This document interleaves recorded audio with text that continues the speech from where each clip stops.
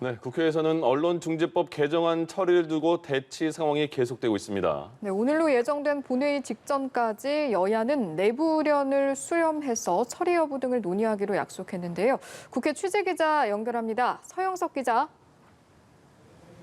네, 여야 원내대표는 오늘 오후 박병석 국회의장 주재로 만나 언론중재법에 오늘 본회의 상정 여부 등을 놓고 최종 단판을 지을 예정입니다.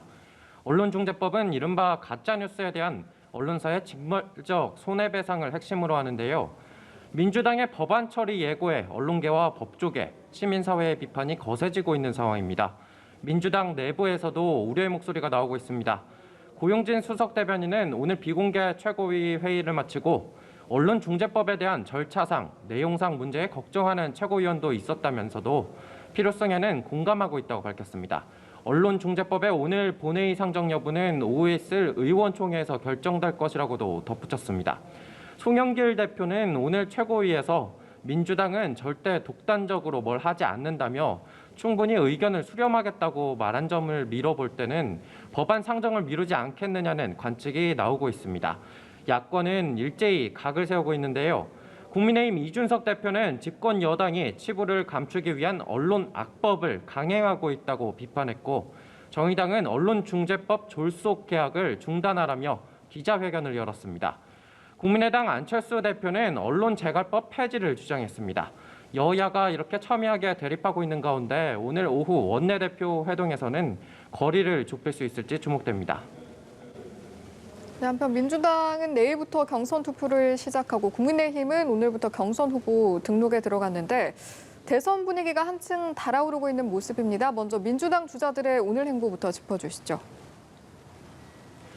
네, 민주당은 내일부터 최종 대선 후보 1인 선출을 위한 순회 경선 일정에 돌입합니다. 첫 격전지는 대전 충남 지역인데요. 과반을 노리는 이재명 후보와 역전을 노리는 이낙연 후보, 양강 후보들의 향후 판세를 내다볼 수 있는 가늠자가 될 전망입니다. 어제 충청을 찾아 행정수도 완성을 약속한 이재명 후보는 오늘은 노인 요양과 간호, 간병, 장애인 지원, 그리고 초등 돌봄과 영유아 보육을 5대 축으로 하는 돌봄 국가책임제 공약을 내놨습니다. 이낙연 후보는 충남에서 스타트업 기업과 양승조 충남지사, 김지철 충남교육감 등과 만나 충청 민심 잡기에 집중했습니다. 추미애 후보도 충청을 찾았는데요. 추 후보는 당원 간담회와 함께 비대면 결의대회를 진행하고 김두관 후보는 충청권 국가행정수도 공약을 온라인상에서 발표합니다. 박용진 후보는 제주도로 향했고 자가격리 중인 정세균 후보는 전열을 다듬고 있습니다. 네, 국민의힘 대선 경선 후보들 상황도 볼까요? 오늘은 지방 민심 잡기에 나선 후보들이 많네요. 네, 그렇습니다. 국민의힘은 오늘부터 이틀간 대선 경선 후보 등록을 받습니다. 본격적인 경선 레이스가 시작되는 건데요. 오늘 주요 주자들은 지방 민심 잡기가 두드러집니다.